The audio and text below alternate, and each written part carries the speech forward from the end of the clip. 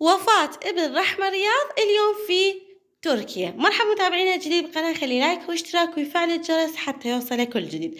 أولا رحمة رياض نشرت وقالت حبايب أعرف تسألون وقلقالين علي اختفائي هالفترة، بس أني تعرضت على الوعكة صحية كانت صعبة والحمد لله هسه قاعدة أتحسن، ومن أصير زينة أطمنكم عليه وتشوفوني. دعواتكم إلي وشكرا لاهتمامكم وسؤالكم، أحبكم هواية.